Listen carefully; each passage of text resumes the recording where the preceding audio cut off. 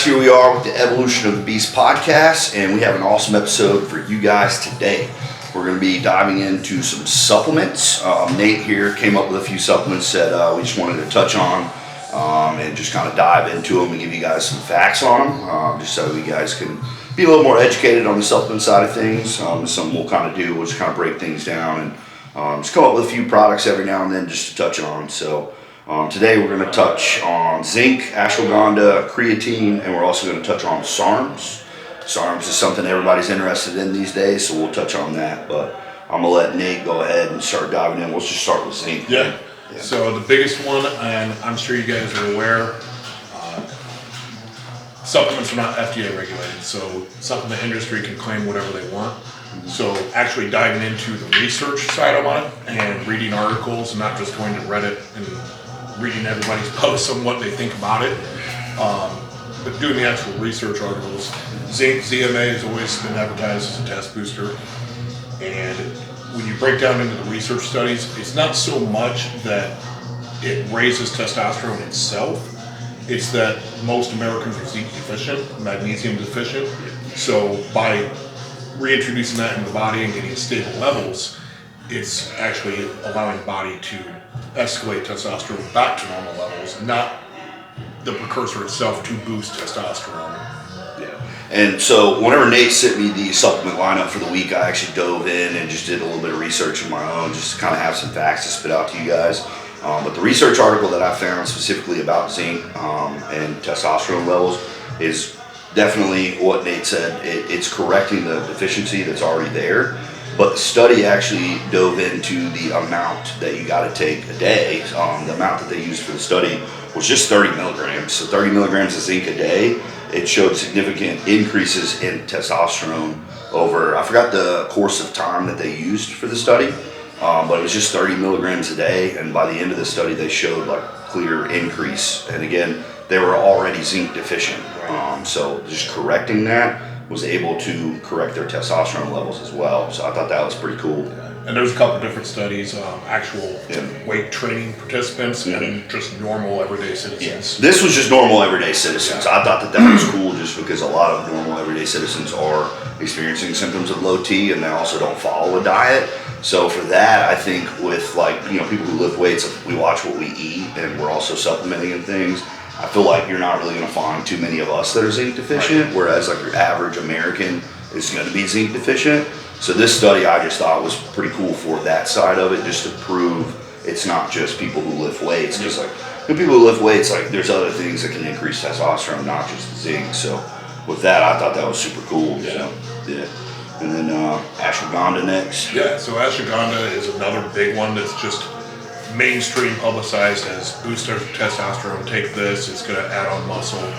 And really the studies, there's not enough studies on it yet to prove that it actually raises testosterone in itself.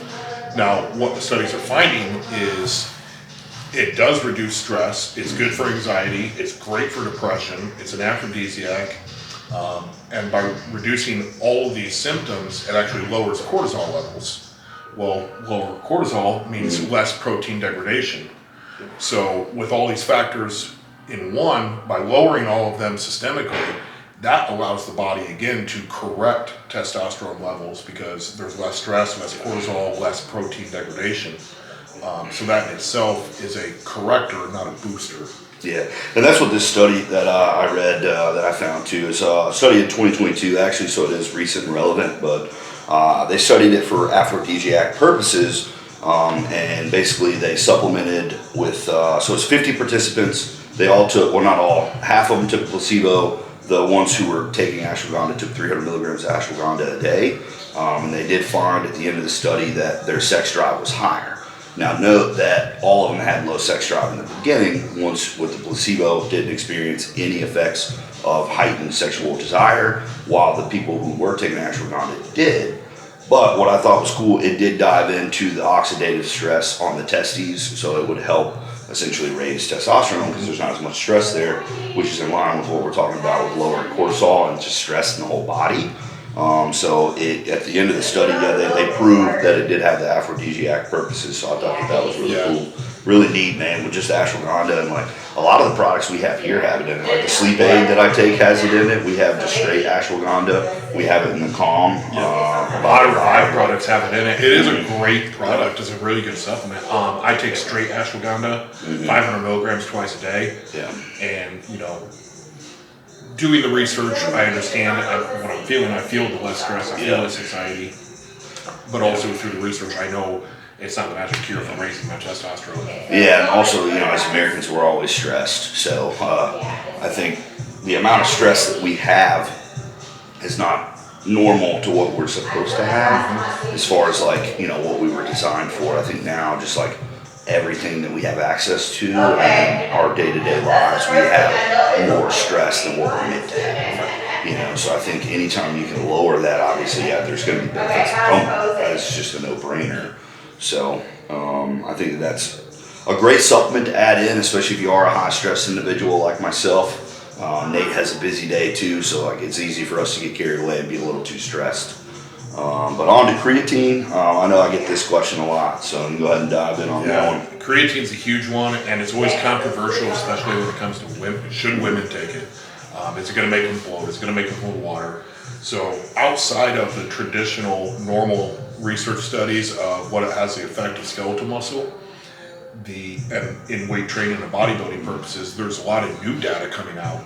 And with that new data, they're actually checking with women as far as brain booster benefits, neurological cognitive functions. It actually is being studied to correct and reverse TBIs from car accidents and injuries, postmenopausal for women, helping with the irregularities of the estrogen levels coming up and down now.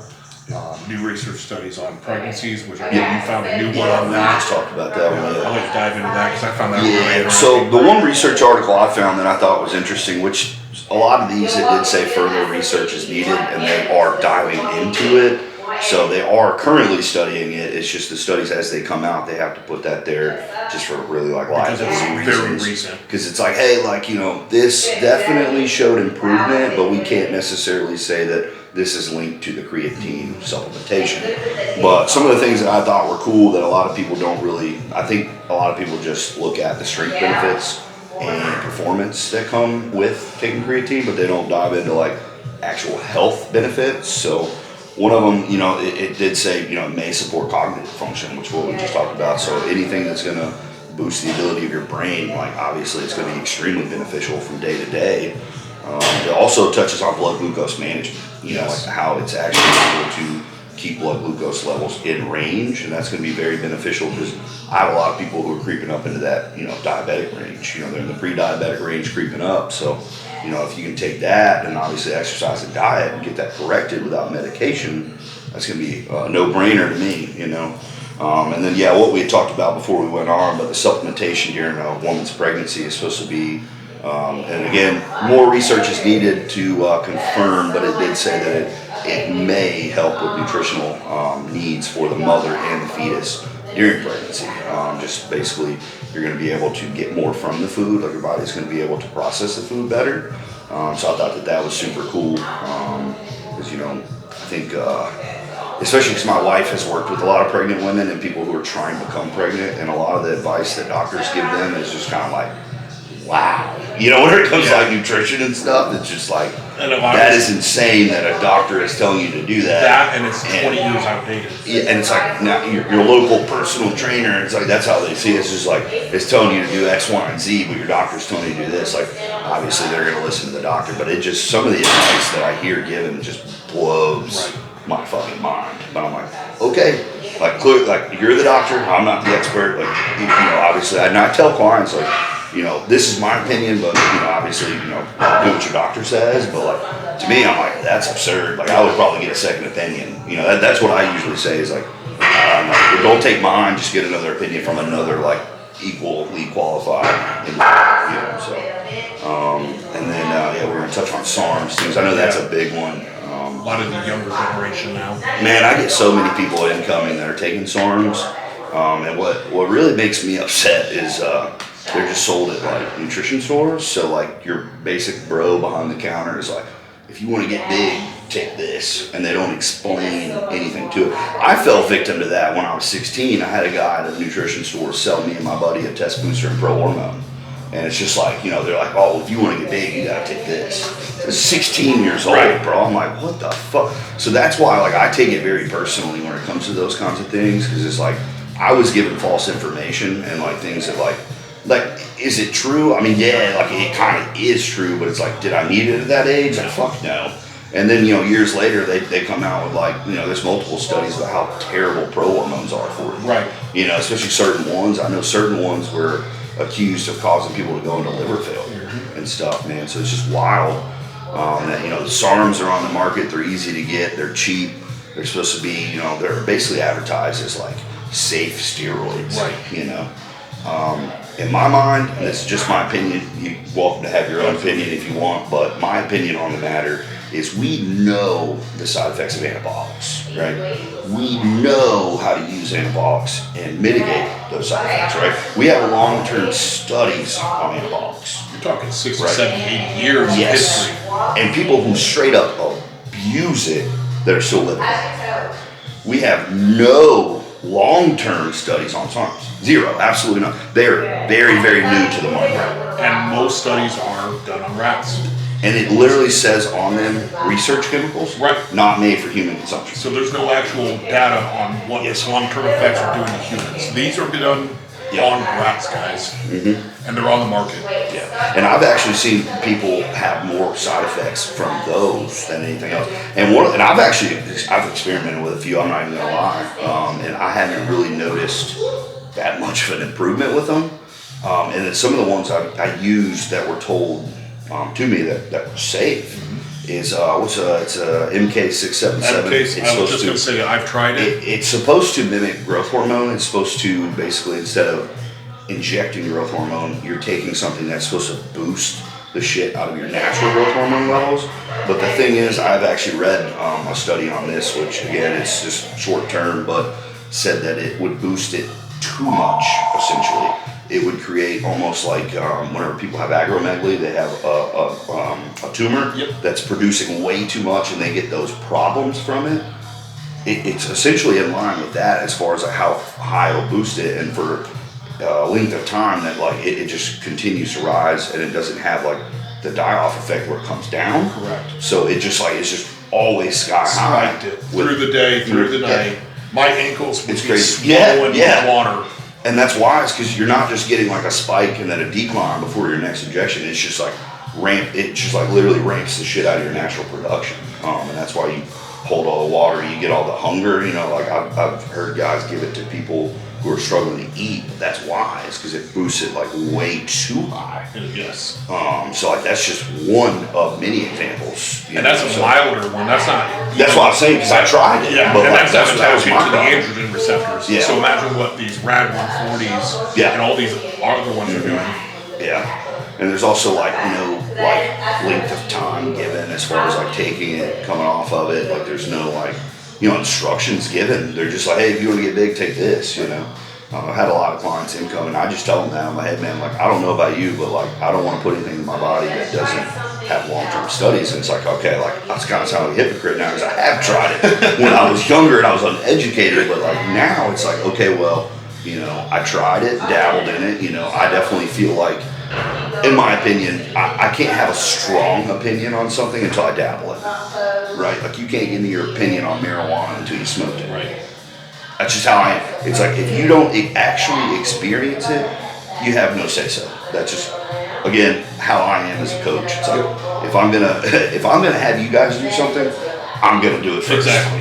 It's just like, I gotta know what's gonna happen. I gotta see how it is. I gotta actually experience it before I pass it on to another. I experienced it. I didn't get really any benefits, just side effects. And honestly, it was just kind of like, it wasn't really that much cost effective compared to like other stuff. Because you're going to get more benefit with other stuff anyway, so it's like more bang for your buck. That's how I'm looking at it price wise. Yeah. You know what I mean? And I've seen all too many times the younger generation, the 18, 19, 20-year-olds, perfectly healthy before this, and they start taking SARMs, they come off of it because you're supposed to cycle it, take a PCT. They got these over-the-counter PCTs. Yep. Test levels drop down to the 200s because there's no recovery. Yep. It messed with the androgen receptors. Estradiol is high. And these over-the-counter PCTs don't work for estradiol. Yep. So you have a lot of long-term issues. So now you got to go get back. You got to go to the doctor and get on hormone therapy now because you crush yourself. And then what do? They prescribe you steroids. Right. It's just like, in my opinion, like I think that's going to be the healthier route, just because again we know how to manage it, and we have long-term studies done on it. We know how to use them. We know how to use them effectively. We know how to use them safely. It's like SARMS, we don't, and all of them are orals. It's another thing, like you consume them orally, all of them, every single one of them. That's the biggest factor on the liver. Yeah, yeah, and it's like it's got to be processed somehow, some way, and it's going in. It's not like an IM injection or sub-Q injection. So like, who's to say it's not causing internal damage unless you're checking? I don't know. A lot of people who are taking SARMs think that they're safe, so they're not getting blood work done. Like, it's just SARMs, man. I can buy it at a nutrition store. Like, well, you still don't know what's going on under the hood to check. We don't know until we test. So I mean, that's just my opinion on it. I think SARMs are, in a few years, I think it's going to come out that they're terrible for you, just like pro hormones did. So I think it's just a matter of time on that one, to be honest. So. But I think we definitely gave them some good information on supplements. We'll have to come up with some more next time. So thank you guys for tuning in. Hope you guys liked. If you guys want us to cover a certain supplement or give our opinion on it, please drop it in the comments or send us a DM, and we'll make it happen for you guys. Thanks. Thanks, guys.